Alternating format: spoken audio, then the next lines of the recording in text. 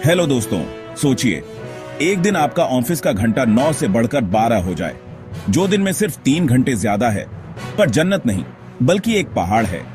क्या हो अगर सरकारी दस्तावेज के जरिए वो ठप करना? आज मैं इसी कश्मीर समेत पूरे भारत के नक्शे के बैकग्राउंड में इस सवाल को full research, full flow, full emotion के साथ खोलने वाला हूं, बिल्कुल एक दोस्त की तरह, दिल की बातें दिल से। क्या आपका दिन ऑफिस में 12 घंटे बैठकर बीतेगा, और वो भी कानून के नाम पर? आज की जानकारी इतनी डिटेल्ड होगी कि कोई भी कोना, कोई भी एंगल, जैसे परिवार, हेल्थ, यूनियंस, छात्रों का reaction, job loss, mental health, सब कुछ कवर होगा। आप भी अगर चैनल अभी तक सब्सक्राइब नहीं किया तो एक दोस्त की तरह याद दिला दूं। जैसे हम चाय की चुस्की के बीच बात करते हैं, वैसे ही लाइक, शेयर और सब्सक्राइब कर दीजिए। क्या है प्रस्ताव? कर्नाटक सरकार ने Karnataka shops and commercial establishments act 1961 में बदलाव की सोची है। पहले जहां 9 घंटे काम और 1 घंटा ओवरटाइम होती थी, अब वो 10 घंटे और 2 घंटे ओवरटाइम होना चाहते हैं। मतलब 12 घंटे तक रोज और हफ्ते में 48 घंटे से ऊपर न जाएं, लेकिन ट्रिमेस्टर में ओवरटाइम 50 से बढ़ाकर 144 घंटे। ये कोशिश सिर्फ आईटी, आईटीएस, बीपीओ सेक्टर तक ही नहीं, बल्कि रिटेल, होलसेल, मॉल तक फैली हुई है। सरकार का तर्क, सरकार जानती है कि अधिक घंटों से बिजनेस ऑपरेशन आसान हो जाएगा।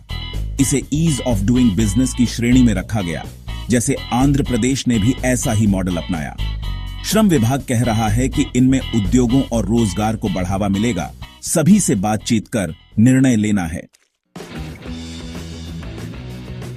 विरोधी आवाजें भी सामने आई हैं, यूनियन, कर्मचारी और सोशल मीडिया पर भी।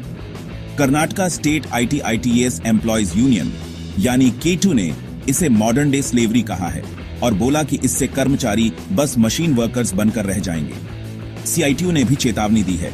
इसका असर रिटेल, मॉल्स, हॉस्पिटैलिटी सेक्टर में 4,50,000 से लेकर 6,80,000 तक की नौकरी जा सकती है। युवाओं की बेरोजगारी दर भी 23.7% से बढ़कर 38.2% तक पहुंच सकती है। कई श्रमिकों ने यह भी कहा कि दुनिया मान रही है, लंबे काम के घंटों से प्रोडक्टिविटी कम हो जाती है, लेकिन सरकार को लगता है कि वो सिर्फ कॉर्पोरेट मुनाफे को देख रही है, इंसानों की भलाई को नहीं। अब जरा मेंटल हेल्थ और इंसानी पहलू की बात करें।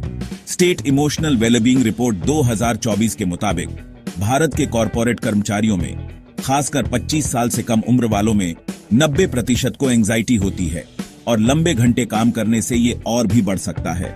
कुछ टेक प्रोफेशनल्स ने कहा है, लॉन्ग आवर्स में build empires but they break spirits, और 12 घंटे की शिफ्ट आपकी आजादी, एनर्जी और ग्रोथ सब छीन लेती है। नौकरी का प्रेशर, ट्रैवल टाइम, घर की जिम्मेदारियां, ये सब मिलकर सफर और भी भारी बना देते हैं। और सोशल मीडिया पर तो जैसे रिएक्शन का तूफान आ गया है। नेटिजन्स ने नारायण मूर्ति को टैग करते हुए लिखा, उनके 70 घंटे वाले वर्क वीक के सपने अब सच हो रहे हैं। मीम्स की बाढ़ सी आ गई। लिंक्डइन पर लोग लिख रहे हैं, इंफ्रास्ट्रक्चर खराब, कानून पढ़ लिख कर भी इंसान की जगह मशीन की बात हो रही है। रेडिट पर टेक प्रोफेशनल्स कह रहे हैं, हमारे पास यूनियन बनाने का भी टाइम नहीं है। ट्रैफिक, घर, ऑटो रिक्शा, सब मिलाकर ये जिंदगी एक दौड़ बन गई है। तो क्या होगा अगर ये लागू हो गया? असर की बात करें तो काम के घंटे 12 घंटे तक रोज हो सकते हैं, और एक ट्रिमेस्टर में 144 घंटे ओवरटाइम भी हो सकता है। जॉब सिक्योरिटी पर भी असर पड़ेगा। 3 शिफ्ट से 2 शिफ्ट में जाने का मतलब है कि लगभग 1/3 नौकरियां कट सकती हैं। वेलबीइंग की बात करें तो एंजाइटी बढ़ेगी, बर्नआउट होगा, और संभावित आत्महत्या के मामले भी बढ़ सकते हैं। वर्क लाइफ बैलेंस तो बिगड़ ही जाएगा। परिवार और बच्चों के साथ वक्त निकालना मुश्किल हो जाएगा। और हाँ, एम्प्लॉयर का ऑपरेशनल मुनाफा तो बढ़ेगा, लेकिन लंबी अवधि में प्रोडक्टिविटी कम हो सकती है। अब सवाल है, क्या बची है कोई उम्मीद? सरकार का कहना है कि यह निर्णय स्टेक होल्डर्स के साथ कंसल्टेशन के बाद ही लिया जाएगा। फिलहाल तो यह सिर्फ ड्राफ्ट स्टेज पर है और अंतिम फैसला अभी बाकी है। यूनियनों ने अपना मूवमेंट तेज कर दिया है। प्रोटेस्ट हो रहे हैं, मीटिंग्स चल रही हैं, कोर्ट तक जाने की तैयारी है, और आईटी प्रोफेशनल्स में भी जागरूकता बढ़ रही है।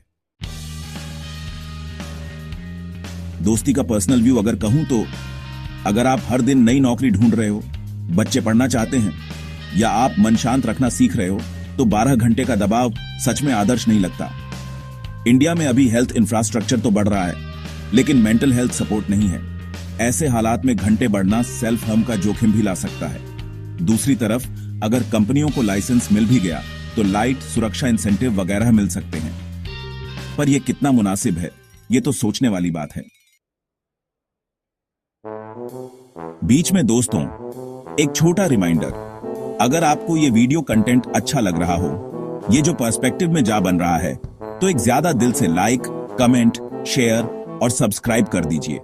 यकीन मानिए, हर वीडियो में हम ऐसे मुद्दों को दिल से दोस्तों तक पहुंचाते रहेंगे। ग्लोबल कॉन्ट्रास्ट और उदाहरण देखें तो यूरोप और जापान जैसे देश काफी आगे हैं। जापान अभी 4 दिन की वर्क वीक की तरफ बढ़ रहा है, मतलब 32 से 40 घंटे ही काम। फ्रांस में राइट टू डिस्कनेक्ट लागू है। ऑफिस के समय के बाहर मैसेज या कॉल का जवाब देना कानूनी अपराध है।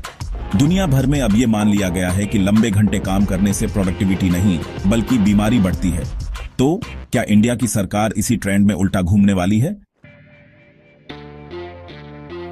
स्टेक होल्डर प्रोटोकॉल की बात करें तो असल में क्या होगा? ट्रेड यूनियंस जैसे CITU, CAITU, AITU ये सब कोर्ट तक जाने को तैयार हैं और सड़क पर भी उतर रहे हैं। कर्मचारी, खासकर युवा, ट्रांसपोर्ट, हेल्थ और परिवार जैसी चीजों पर ध्यान दे रहे हैं। उनके लिए ये प्रस्ताव वाकई अनचाहा है। एम्प्लॉयर्स कहते हैं, हाँ, इससे बिजनेस कंटिन्यू करने में मदद मिलेगी, लेकिन प्रोडक्टिविटी लॉन्ग टर्म में कैसी रहेगी? ये सवाल अभी भी बाकी है। सरकार स्टेक होल्डर मीटिंग्स कर रही है, पर डिसीजन अभी भी ड्राफ्ट स्टेटस में है।